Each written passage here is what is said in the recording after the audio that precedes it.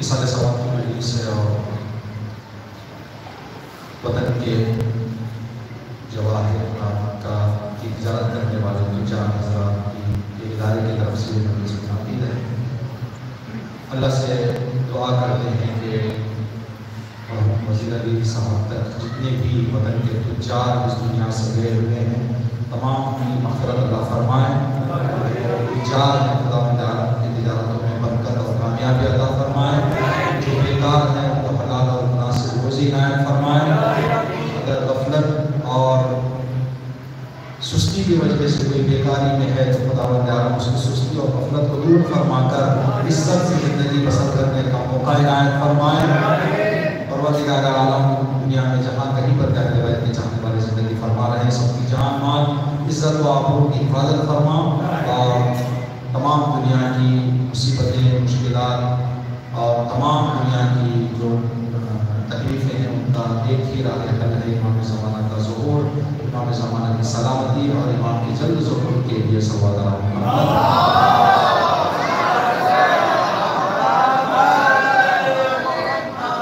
بائیس شوال مکرم ہے جو ایام ہیں، یہ ایام شہادت امام جعفر صادق علیہ السلام مناسبت اصالہ ثواب کی مجلس ایک تاجر اور ایک تجارت کرنے والے کی جو کامیاب تجارت کے ساتھ زندگی بسر کیا، جس نے ایام اور مناسبت کو مد نظر رکھتے ہوئے انشاءاللہ ایک آیت ہے جس کو ہم نے سرنامہ کلام قرار دیا ہے، سورہ نور کی آیت نمبر 37۔ اللہ فرماتا ہے تجارت کرنے والوں کے سلسلے میں کہ جو لوگ تجارت کرتے ہیں وہ دنیا میں تجارت کرنے والے دو طرح کے ہیں قرآن کی نگاہ میں۔ بیکاروں کی بات نہ قرآن کرتا ہے نہ حدیث کرتا، بیکاروں کو شادی نہیں کرتے، بیکار کس حساب کے نہیں، بیکاروں کے لیے مذمت کی گئی ہے، بیکاروں کو بیدار کرنے کی کوشش کی گئی ہے۔ ایک حدیث شاید اس سے بڑی حدیث بیکار کو غفلت سے جاگنے کے لیے نہیں ہے، ملعون ملعون من القى کلہ علی الناس، جو اپنے زندگی کے وزن کو دوسرے کی گردن پر ڈال دے خدا کی اس پر لعنت ہے۔ امام نے فرمایا لعنت ہو اس انسان پر، لعنت ہو اس انسان پر، خدا کی رحمت سے دور ہے وہ انسان جو اپنے زندگی کے بوجھ اور وزن کو دوسرے کی گردن پر ڈال دے۔ یعنی بیکاری میں اس کا جینا، اس کا خرچہ، بچے اس نے پیدا کیے، اسکول کی فیس دوسروں نے، جاؤ عزت سے کماؤ پیسہ، کوشش تلاش کرو جتنا کر سکتے ہو، اس کے بعد اگر نہ ہو تو اللہ بڑا ہے۔ لیکن آدمی بیکاری میں زندگی کر کے اپنے بچوں کے لیے کھانے پینے کے مسئلے میں، کرائے کے مسئلے میں، ہم نے یہ بات ابھی چینل میں بتائی تھی، ابھی مناسبت کے حساب سے ذکر کر دیں، آدمی اگر سوچ بوجھ کر زندگی کرتے ہوئے چھوٹی بھی کمائی ہو، اپنی سی فیملی کو سکون سے زندگی گزارتے ہوئے بھائی بہنوں کی بھی زندگی پر نظر رکھ سکتا ہے، گاؤں والوں کی، پڑوس والوں کی زندگی پر بھی توجہ رکھ سکتا ہے۔ جو انسان کاروبار میں حساب کتاب نہ رکھے، ہزاروں کے پیسے کما کر بھی بچوں کی اسکول کی فیس کے لیے ڈال دیتا ہوں، کیوں؟ اس لیے حساب کتاب نہیں ہے زندگی میں۔ ابھی یہاں پر بیٹھے میں آپ حضرات یہ پیغام بھی آپ لے لیں، شاید وطن میں 50% لوگ ایسے ہیں، ایمرجنسی خدا نہ کرے رات میں 30-40 ہزار روپے کی 50 ہزار روپے کی ضرورت پڑ جائے، ان کے پاس نہیں ہے 50 ہزار روپے، جبکہ اس دور میں ایک چھینک کے علاج کی قیمت ہے نہیں۔ آج کل ایک چھوٹی سی بیماری آدمی کو لاکھوں روپے خرچ کروا دیتی ہے نہیں۔ تو آپ کی خدمت میں عرض کریں کہ 50 ہزار روپے ایمرجنسی کسی آدمی کو ضرورت پڑ جائے، اس کے پاس نہ ہو، جبکہ صبح سے شام تک محنت کر رہا ہے، تلاش کر رہا ہے۔ ایک جوان سے ملاقات ہوئی، گھر کے کرائے کی پریشانی کو ذکر کر رہا تھا، انہوں نے کہا کام کیا کرتے ہو، کاروبار کیا ہے، کتنا کما لیتے ہو؟ روزانہ 1100 روپے اس کی کمائی، لیکن گھر کا کرایہ بھرنے کے اس کے پاس پیسہ نہیں ہے۔ کہاں چلا گیا 1100 روپے جو کما رہے ہو؟ کوئی بھی آدمی دن میں شاید اپنے گھر چلانے کے لیے 1100 روپے خرچ نہیں ہوتے۔ اگر تم کما بھی رہے ہو تو طریقہ یہ ہے دین کا، اسلام یہ سکھاتا ہے کہ انسان پیسہ کمانے کے لیے جتنی چالاکی بچانے کے لیے اسے دگنی چالاکی چاہیے، اس سے دوہری چالاکی چاہیے، انسان کو ہوشیاری چاہیے پیسہ بچانے کے لیے۔ ایک سوال آپ حضرات سے کریں، جو آیت ہم نے بتائی، دو طرح کے لوگ ہیں قرآن کی نگاہ میں۔ پہلا، جن کی تعریف قرآن نے کی، سورہ نون کی آیت نمبر 37، اللہ فرماتا ہے رجال، ایسے لوگ بھی ہیں دنیا میں، لا تلہیہم تجارت ولا بیع عن ذکر اللہ، تجارت اور لین دین ان کو خدا سے دور نہیں کرتا۔ تجارت کے ساتھ ذکر خدا، لین دین کے ساتھ ذکر خدا۔ وَإِقَامِ الصَّلَاةِ، تجارت ان کو مسجد سے دور نہیں کرتی۔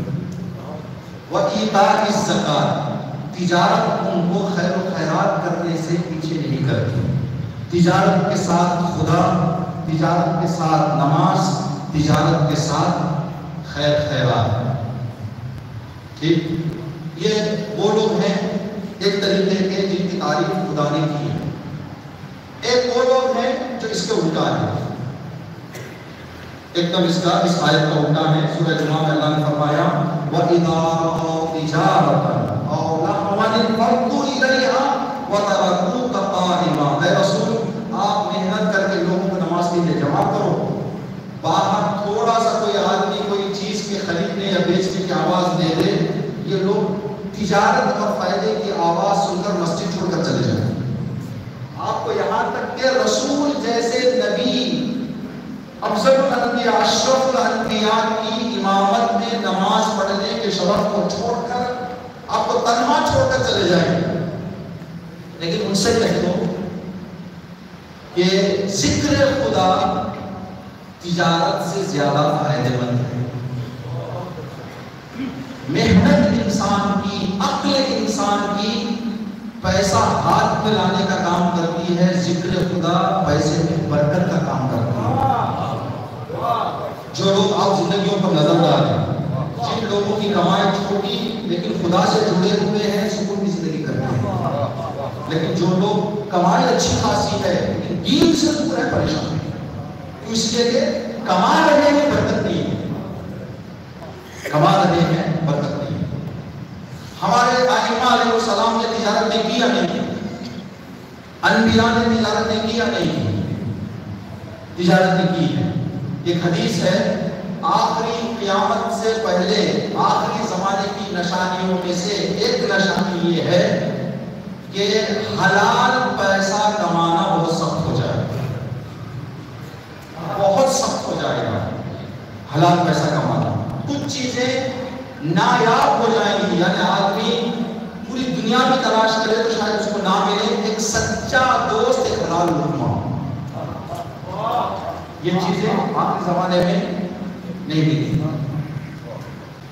تو آپ کی خدمت میں عرض کریں، کیا لوگوں کے ساتھ سوال کیا جائے؟ کچھ سوالات ذہنوں میں آتے ہیں کہ کاروبار میں، کام میں، یہ واقعہ ہم نے بتایا تھا اس سے پہلے کسی مناسبت سے، جب ہم مشہد مقدس میں رہتے تھے تو ایک صاحب زیارت کے لیے آئے تھے، ان سے ملاقات ہوئی، کچھ دن ساتھ تھے۔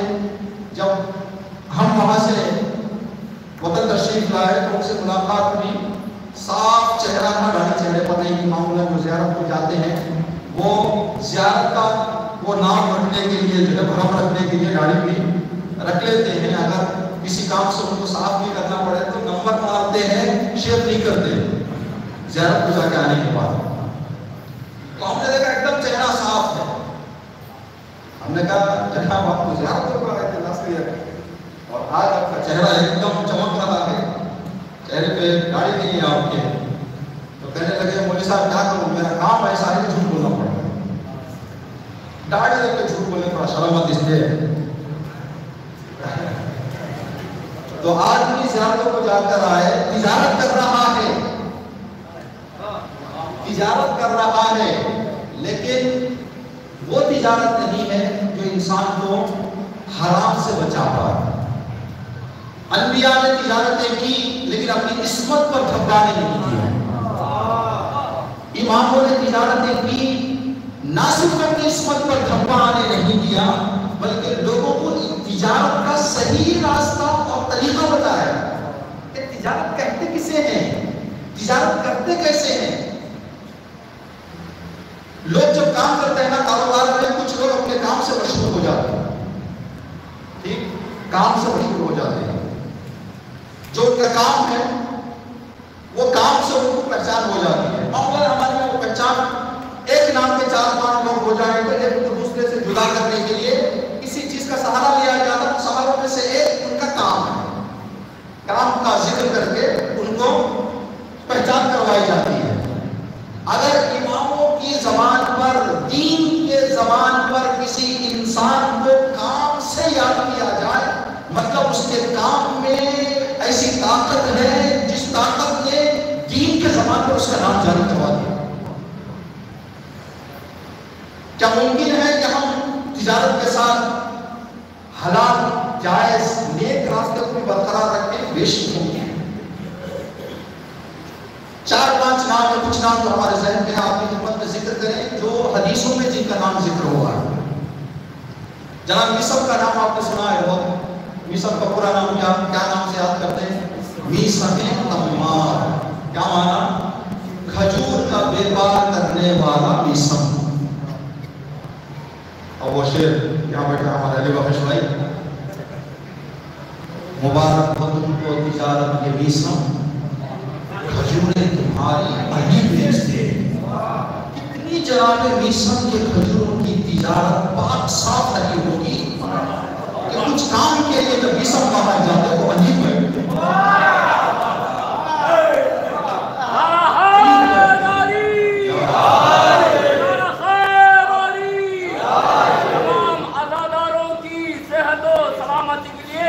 منتظمین مجلس مرحوم و مغفور زوار جناب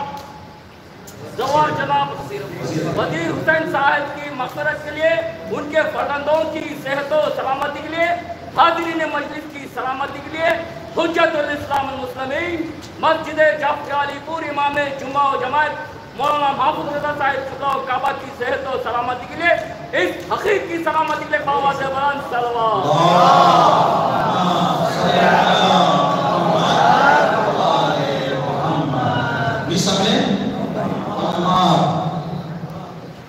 اور ایسا نام ہے یہ، کتنا جناب میثم کے کاروبار اور تجارت میں صافی تھی، پاکی تھی، طہارت تھی، نیکی تھی کہ آج تک جناب میثم کا کام میثم سے جدا نہ ہو سکا۔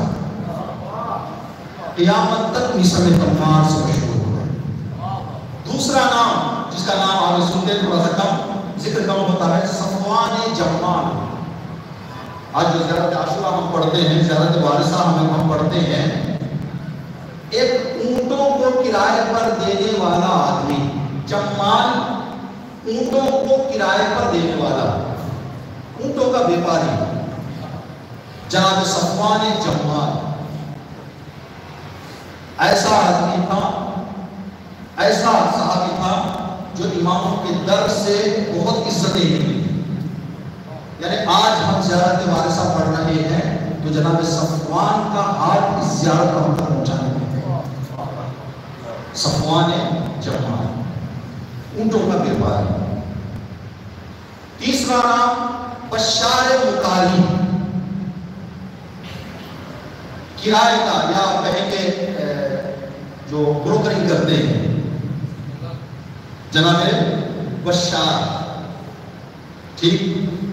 بشر نخاس، کپڑے کا بیپاری، نخاس کپڑے کا بیپاری یا جانوروں کا بیپاری، معاف کیجیے گا، جانوروں کا، بکرے وغیرہ بیچا کرتے تھے یہ جناب بشر نخاس۔ زید شحام، روایتوں میں یہ نام ہے، زید شحام۔ کھانے پکانے کا جو تیل استعمال ہوتا ہے وہ تیل کی تجارت کرتے تھے، جناب زید شحام، تیل کا بیپاری، وہ والا تیل جو کھانے کے لیے استعمال ہوتا ہے۔ محمد بزاز، کپڑے کا بیپاری۔ تو یہ جو نام آئے ہیں تاجر، کپڑے کا تاجر، تو اماموں کے زبان پر یہ نام ہونا اس بات کی دلیل ہے کہ تجارت ہم ایسی کر سکتے ہیں کہ ہمارا نام امام کی زبان پر آئے، امام کی زبان پر ہمارا نام آئے۔ علماء بیٹھے ہوئے، اساتذہ بیٹھے ہیں ہمارے، ان سے آج ہمارے حدیث کی کتابوں میں حدیثیں ہیں۔ صفوان جمال کی زیارت وارثہ آج جو ہم پڑھ رہے ہیں، زیارت عاشورہ ہم پڑھ رہے ہیں، اگر صفوان کے لین دین میں کچھ کمی ہوتی تو زیارت عاشورہ ان سے ہم تک نہ پہنچتی۔ اسی شخص کی حدیث کو علماء قبول کرتے ہیں جس کے نیک ہونے کی سند اس دور کے سارے لوگ تھے، جاننے پہچاننے والے۔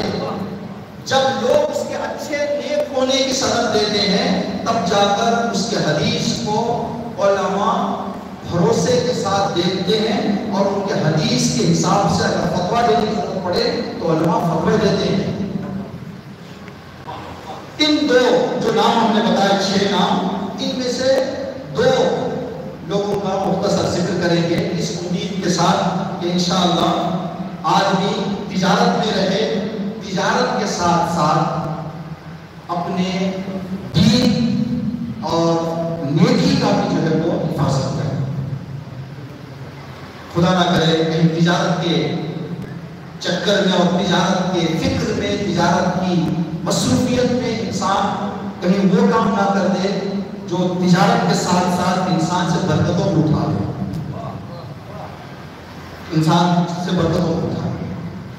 جناب زید شہام جو تیل بیچا کرتے تھے، گھوم کر کھانے کا تیل، ان سے ایک واقعہ نقل ہے کہ جناب زید نے امام سے آ کر کہا کہ مولا، ہمارے پڑوس میں ایک آدمی ہے جس کا نام قلیب ہے، قلیب، ہم جو بھی جا کر اس کو بتا دیں کہ امام نے یہ فرمایا، امام نے یہ فرمایا، امام نے یہ فرمایا، پورے دل اور پورے وجود سے آپ کی باتوں کو مان لیتا ہے، چونو چرا نہیں کرتا۔ جیسے ہی ہم جا کر کہتے ہیں کہ امام نے یہ فرمایا، امام نے یہ پیغام دیا، امام نے یہ آپ کو نصیحت فرمائی ہے، امام نے یہ لوگوں کے لیے بات بتائی ہے، جیسے ہی جا کے ہم بتائیں، بغیر چونو چرا کے، بغیر سوچے سمجھے کہ جیسے ہی آپ کا نام آ جاتا ہے آنکھ بند کر کے مان لیتا۔ اس کی عادت دیکھ دیکھ کر ہم لوگوں نے اس کو قلیب تسلیم نام دے دیا، یعنی سرابہ امام کے سامنے، حکم امام کے سامنے، نصیحت امام کے سامنے تسلیم ہے۔ جب آدمی نے آ کر زید شہام نے یہ بات کہی تو پہلے امام نے زید کے کاندھے پر ہاتھ رکھ کے فرمایا کہ تم اپنے اس بھرم کو جو باقی رکھے ہو کہ آگے والا آپ کی ہر بات کو سچ مانتا ہے، پہلے تمہیں شاباش کہ تم اگر 1-2 مرتبہ جا کر اس کو جھوٹ بول دیتے تو تمہاری تیسری بات کو پھر وہ سچ کی نگاہ سے نہ دیکھتا۔ تمہارے سچ رویے کا اثر یہ ہوا ہماری باتیں آسانی سے پہنچ رہی ہیں۔ امام کا یہ پیغام بہت عظیم پیغام ہے۔ امام نے فرمایا تم اگر جھوٹ کہتے ہو تو ہمارا پیغام نہیں پہنچ پاتا۔ ٹھیک، ہمارے ہاتھ میں موبائل ہے، ٹھیک ہے، نیٹ ورک ہے، نیٹ ورک سے ہمارا موبائل کنیکٹڈ ہے، درمیان میں بجلی کو بھی صحیح اپنی ذمہ داری ادا کرنی چاہیے۔ اگر درمیان میں بجلی اپنی ذمہ داری ادا کرنے کے لیے کوتاہی کرے، وہ اگر کچھ نقص کرے، نیٹ ورک تو پوری طرح سے تیار ہے پیغام پہنچانے کے لیے، موبائل بھی پوری طرح سے تیار، لیکن بجلی کی کوتاہی کی وجہ سے ایک رابطہ کٹ گیا۔ امام فرما رہے ہیں تم ہمارے لیے ایک واسطے کا کام کرو، جہاں پر بھی جاؤ تم ہو لیکن پیغام ہمارا پہنچے۔ یہ ہوا ہے تاریخ میں، واقعات ملے ہیں، اللہ ہمیں یہ توفیق عطا کرے۔ جاپان میں ایک بدھسٹ عورت جو ڈاکٹر تھی، پڑھے لکھے لوگوں کا کسی بات کو مان لینا ایک بہت بڑی کامیابی کی نشانی ہے۔ معمولی لوگوں کا مان لینا وہ ان کے سادہ مزاجی کی دلیل ہے، لیکن پڑھے لکھے لوگوں کا، ڈاکٹر جاپان کی ایک مومن فیملی اس کے پڑوس میں تھی، ان کے رویے کو دیکھ کر اس نے کہا کہ آپ کا اٹھنا بیٹھنا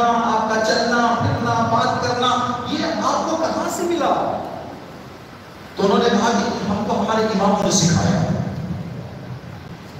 हमको हमारे इमामों ने सिखाया। कहा अच्छा कौन है आपके इमाम? तो उन्होंने नाम बताया इमामों के। तो उसने जाकर तहकीक करना शुरू किया इमामों के बारे में। जब उनके 3-4 जुमले अच्छे मिले तो उसने कहा ये कितना प्यारा दीन है कि जिसका हर जुमला इंसान के लिए कामयाबी का राज, कामयाबी का ज़ामिन है। तो उसने अपना मसला बदल दिया। देखिए इमाम की तरफ, इमाम के पैगाम में आज भी हुर बनने की ताकत है, आज भी बुश्र हाफी बनने की ताकत है। लेकिन अगर कहीं पर कमी हो रही है, हम जो अपने आप को इमाम का मानने वाला कह रहे हैं, कहीं हमारी तिजारत में कमी नहीं है? हम कहीं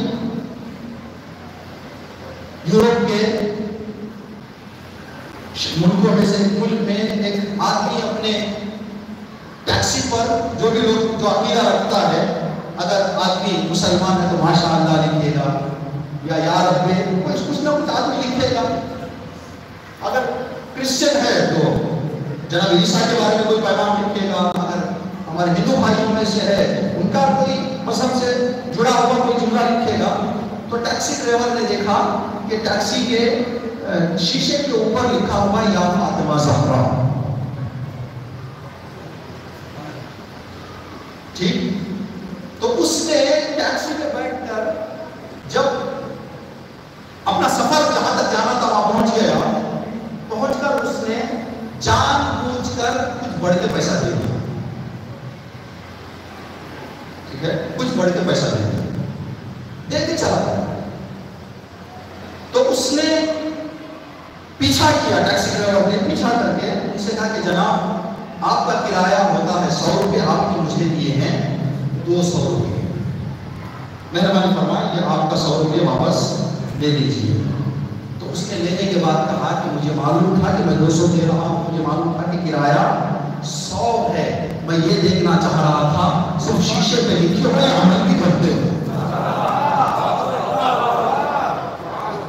शीशे पे लिखे हो या अमल भी करते हो। मैंने देखा कि नहीं, तुम वाकई अहले बैत में चलने वाले, अपने दीन को तुम अमल करते हो। तो कहा मौला हर बात को तस्लीम कर लेता। इमाम ने फरमाया खुदा उलय के तस्लीम पर रहमत नाजिल करें और तुम्हें जिस रास्ते पर तुम हो, जो कारोबार में रहते हुए भी अपने दीन और इस्लाम की नेक रास्ते को बचाए हुए हो, खुदा तुम्हें लोगों की खता की। जनाब ज़ैद, जनाब मोहम्मद बज़्ज़ाज़, मोहम्मद बज़्ज़ाज़ जो कपड़े के व्यापार करने वाले थे, तिजारत करते करते उनकी जो कमाई है, जो उनकी माल था, उनकी दौलत थी, बढ़ती गई। खुद ज़कात टाइम पर अदा करते, जो भी बचता गया रखते गए। जो रिवायतों में लिखा हुआ है, उस दिन हमने एक छोटा सा कैलकुलेट किया था कि इतना पैसा 10,000 दीनार, 10,000 दिरहम आज के 2.25 करोड़ रुपए बनते हैं। 10,000 दिरहम उस वक्त के आज के 2.25 करोड़ रुपए बनते हैं। इनके पास जो बैंक बैलेंस था, इनके पास शेयर जो था वो 5 लाख दिरहम, मैंने करोड़पति, अरबपति उस दौर जनाब मोहम्मद बज़्ज़ाज़। और इमाम के बहुत महबूब, इमाम उनको बहुत एहतराम करते थे। अगर उनके तिजारत में कहीं कमी होती तो इमाम उनको उतना इस्तेमाल ना करते, तो इस्तेमाल आज इमाम ने किया है। इमाम का इस्तेमाल बता रहा है कि अरबपति भी दीन के रास्ते पर चलकर बना जा सकता है, बन सकता है।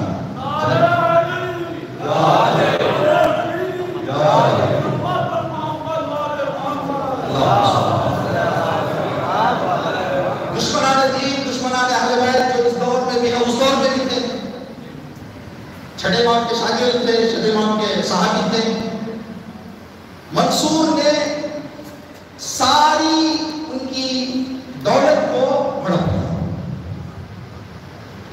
सारी दौलत उनका बैंक बैलेंस हो गया इसलिए। एक रात खुदा कभी ये वक्त ना लाए किसी इंसान को कि लाखों में करोड़ों में जिंदगी करने वाला इंसान ऐसा वक्त आ जाए कि एक वक्त के खाने या एक रात के गुजरान के लिए कुछ सोचने में मजबूर हो जाए। ایسے لوگوں کا جینا بہت ہی سخت ہو جاتا ہے۔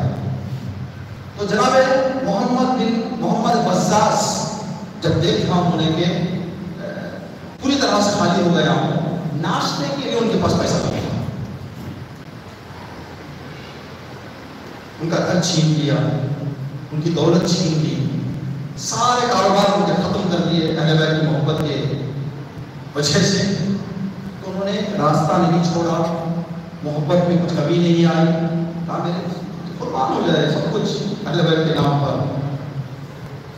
3-4 دن دوستوں نے دیکھا کہ جناب محمد بزاز راستے میں نظر نہیں آ رہے، مارکیٹ میں نظر نہیں آ رہے ہیں، مسجد میں نظر نہیں آ رہے ہیں، کیا بات ہے؟ جب گئے خبر پوچھنے کے لیے تو ایک ٹوٹے ہوئے گھر میں بیٹھے ہوئے تھے، جو لاوارث گھر ہوتے ہیں، لاوارث گھروں میں جگہ لے کر دھوپ سے بچنے کے لیے رات گزارنے کے لیے وہاں پہنچ گئے، جا کے انہوں نے زندگی کرنی شروع کی۔ لوگ تلاش کرتے کرتے گئے، دیکھا جناب محمد بزاز کیا ہو گیا، یہ حالت کیا ہو گئی؟ یہ اللہ کا امتحان ہے، اللہ دولت دیکھ کے بھی آزماتا ہے، دولت لے کر بھی آزماتا ہے۔ اب یہ میرا امتحان اس طرح کا شروع ہوا ہے، اللہ مجھے کامیاب کرے اس امتحان میں بھی۔ کہا کیا بات ہو گئی؟ کہا کہ مسئلہ یہ ہو گیا کہ حکومت نے میرا سب کچھ غصب کر دیا ہے، میں اب صفر ہو گیا ہوں، زیرو۔ اب یہ بات چاہنے والوں کو پتہ چل گئی، اب اربوں کا بیپار کرنے والا، کروڑوں کی تجارت کرنے والا، لین دین ہوتا ہے نا، کسی کو دینا ہے کسی کو لینا ہے نہیں، تجارت نہیں ہوتا ہے۔ تو ایک آدمی کو پتہ چلا، مومن کو، اہل بیت میں چاہنے والے کو، کہ محمد بزاز اس طرح سے پریشان ہے۔ یہ بھی بہت بڑی مصیبت ہے کہ آدمی جب تجارت میں کوئی ہرا بھرا رہتا ہے، تعلق رکھنے والے زیادہ ہوتے ہیں، خدا نہ کرے اگر اس کی تجارت تھوڑی سی سوکھ جائے تو پھر اس وقت دیکھنا ہے کہ کتنے اپنے ہیں، کتنے اپنے ہیں۔ کسی نے سوال کیا ہے حکیم سے، جناب اللہ نے خوشی اور غم کو کیوں بنایا؟ جو اللہ خوشی دیتا ہے وہ غم کیوں دیتا ہے؟ صرف خوشیاں ہی خوشیاں دیتا۔ تو انہوں نے کہا کہ جان لو اللہ کے ان دونوں کے پیچھے بہت بڑا فلسفہ اور مقصد ہے۔ اللہ نے خوشیاں دوستوں کو جمانے کے لیے بنایا، مصیبتیں دوستوں کو پہچاننے کے لیے بنایا۔ مصیبتیں خوشیاں دوستوں کو جماتی ہیں، مصیبتیں سچے دوست کو پہچانواتی ہیں کہ کون ہے۔ نسبت میں 1000-100 کا بیٹھ کے کھا جانا آسان ہے، لیکن وہی دوست اگر 10-5,000 کی ضرورت میں آ جائے تو اس وقت دیکھتے ہیں کہ 500-400 کہاں گئے۔ پورا راستہ پھٹ جاتا ہے گاڑیوں میں، جب نکاح کے لیے آتے ہیں اس کی پریشانی میں کہاں گئے گاڑیاں، کہاں گئے کہاں گئی خوشیاں۔ وہ صرف وہ دوست ہیں جو صرف خوشیوں میں آتے ہیں، کام کے جو دوست ہیں وہی ہیں مشکلات میں کام آئے۔ ایک آدمی نے سنا کہ جناب محمد بزاز کی حالت یہ ہو گئی ہے، 10,000 درہم جو ہے ان کو دینا تھا۔ جناب محمد بن بزاز کو قرض تھا ان کے گردن پر، 10,000 درہم ان کو دینا تھا، جو ہم نے آج کی قیمت کے حساب سے بتایا 2.25 کروڑ روپے ان کو دینا تھا۔ انہوں نے دیکھا کہ بندہ بہت ضرورت میں، گھر بیچ دیا، 2 کروڑ میں گھر بیچ کے کچھ اپنے پاس رکھا، 2.25 کروڑ روپے کور میں باندھ کر پوری عزت کے ساتھ اس ٹوٹے ہوئے مکان میں لے جا کر جناب محمد بزاز کے سامنے رکھ کر فرمایا، جناب یہ جو میرا قرضہ میری گردن پر آپ کو دینا تھا، مہربانی کریں قبول کر لیجئے گا اور میرا اور آپ کا حساب صاف۔ جناب محمد بزاز نے 2-3 سوال کیے، کیا باپ کی پراپرٹی ملی آپ کو، رسک ملا؟ نہیں۔ کسی دوست نے آپ کو گفٹ دیا پیسہ؟ نہیں۔ ایک دن ہونے کو مجھے معلوم ہے تمہاری حالت کیا ہے، حاصل ہے تمہارے پاس سے، لیکن دن کا گزار چلنے کے برابر تمہارا کام چلتا ہے۔ پرانے زمانے میں تم نے گھر خرید لیا، اس کی قیمت بڑھ گئی ہے، لیکن تمہارا کاروبار اتنا نہیں ہے کہ تم میرا قرض ادا کر پاؤ۔ تم نے یہ میرا قرض ادا کرنے کے لیے کون سا راستہ اپنایا؟ گھر بیچ دیا، کہا کہ میں اس حالت کو مرنا گوارا ایک مومن کو لے کر کرنا ہو سکتا، اس لیے کہ اللہ سچے تاجر آج کتنے ہیں جو بے گھر کر دیتے ہیں، جبکہ ان کے پاس اتنا ہے کہ اگر اس کا قرض بھی وہ نہ لے گزر جائے وہ تجارت نہیں ہے جو خدا کو پسند ہے۔ آج بچیوں کی شادیوں کے گھر بکنے کی تعداد کتنی ہے ہمارے درمیان؟ آج علاج کے لیے کتنے گھر بک رہے ہیں، کتنی زمین بک رہی ہے، اور کم از کم جو لینے والے ہیں وہ مارکیٹ ریٹ پر لیں، مجبوری کا فائدہ اٹھا کر۔ یہ ہم جتنا بھی پہلے ہم اہل بیت کے چاہنے والے ہیں، اللہ فرما رہا ہے رجال لا تلہیہم تجارۃ ولا بیع عن ذکر اللہ، پیسے دماغ سے اللہ کو نہیں نکالتے۔ اگر دین نکل جائے پیسے آنے کے چکر میں تو سمجھ جائیں صرف ہم ادعا کر رہے ہیں۔ زید شاہ محمد شاہ بزار، زید شاہ، وہ لوگ کچھ اور ہیں، ہم لوگ کچھ اور ہیں۔ پھر انہوں نے فرمایا دیکھو میں نے میرے مولا سے ایک حدیث سنی تھی، مجبوری میں کسی آدمی کو، کسی مومن کو، کسی انسان کو بے گھر کرنا مجھے پسند نہیں ہے۔ جو کام میرے مولا کو پسند نہیں وہ میں نہیں کروں گا، جبکہ میں ایک پیسے کے لیے دوڑ رہا ہوں۔ ایسی حالت میں بھی میں ذکر خدا سے دور ہونے والا عزیزان کرام۔ تجارت کرنا ہے، بیکار نہیں رہنا۔ ایک واقعہ تھا، وقت کے زمانے میں گنجائش نہیں ہے، تجارت کرنا ہے، بیکار نہیں رہنا۔ مردوں کے بچوں کے لیے پیغام ہے، جس طرح سے آپ کے والد محترم نے زندگی کو محنت اور تلاش میں گزاری ہے، اس نام کو آپ باقی رکھیں۔ اس کے ساتھ ساتھ دین کی خدمت، قوم کی خدمت جو مرحوم نے کی ہے وہ سلسلہ باقی رکھیں، اس لیے کہ جو کام باپ کے بچے یا بھائی کریں گے بزرگوں کو یاد کریں گے۔ اگر ہم وہ کام نہیں کریں گے جو ہمارے مرحوم کرتے تھے، زمانہ بھول جائے گا۔ اگر ہم اپنے باپ سے، اپنے چچا سے، اپنے بھائی سے محبت کرتے ہیں تو ان کا نام روشن کرنے کی بھی ہمیں تلاش اور کوشش کرنی چاہیے۔ یہ تجارت، یہ دنیا کی تجارت کی بات کی جو دین کو حفاظت کرتے ہوئے کی گئی۔ ایک تجارت کربلا والوں نے کی، اللہ اس تجارت کی مثال ہے۔ کیا خدائی لوگ ہو گئے تھے جن کے نگاہوں میں دنیا اتنی گر گئی تھی۔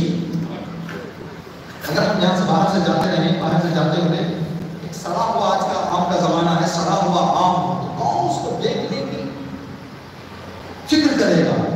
گزر جائے گا، پڑھ بھی جائے تو ایسے گزر رہے کچھ ہے نہیں۔ کربلا والوں کے لیے دنیا ایسی بن گئی تھی، ان کے دلوں میں سب کچھ ایمان، سب کچھ ایمان، سب کچھ خدا، ختم ہو گیا سب کچھ۔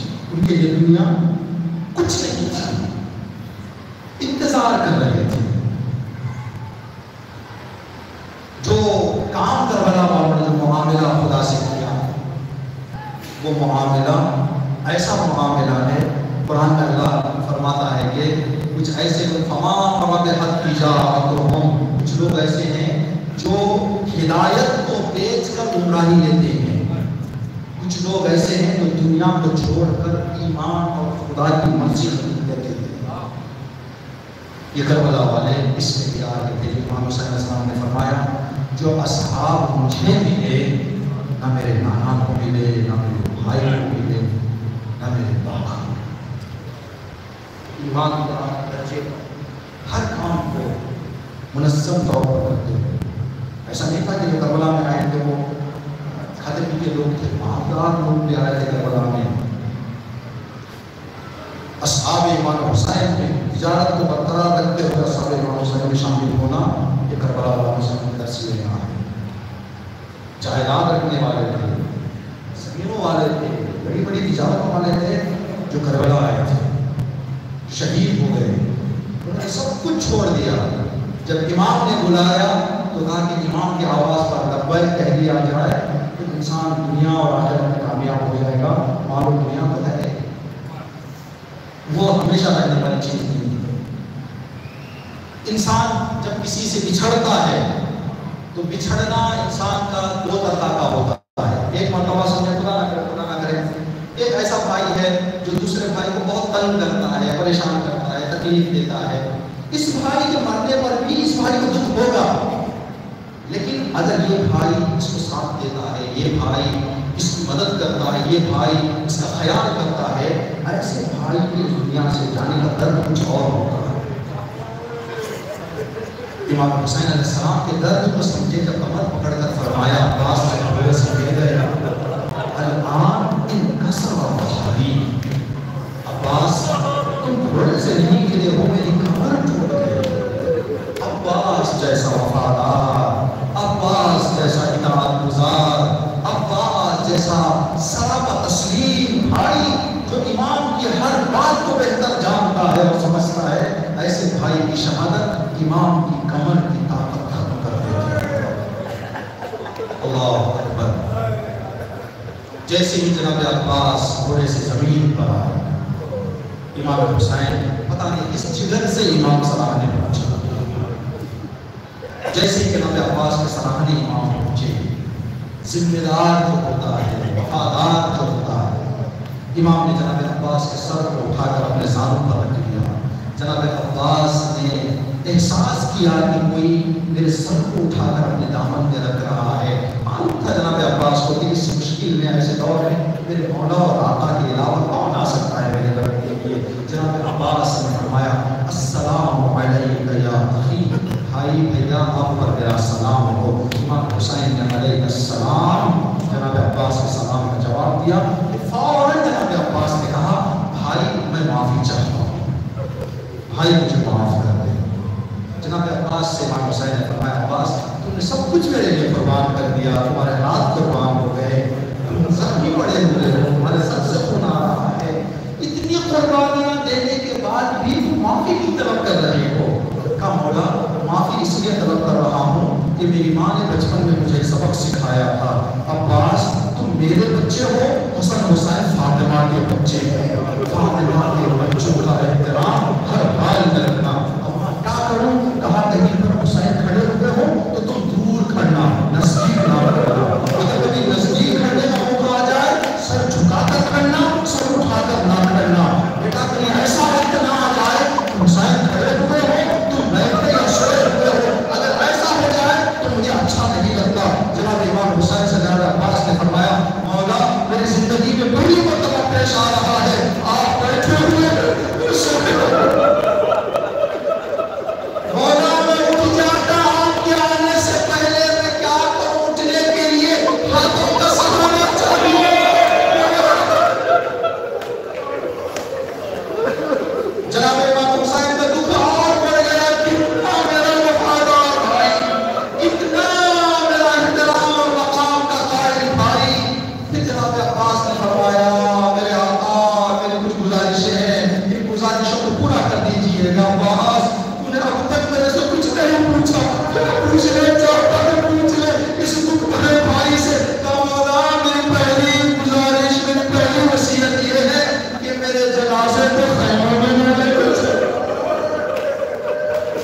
میرے بچے کو وعدہ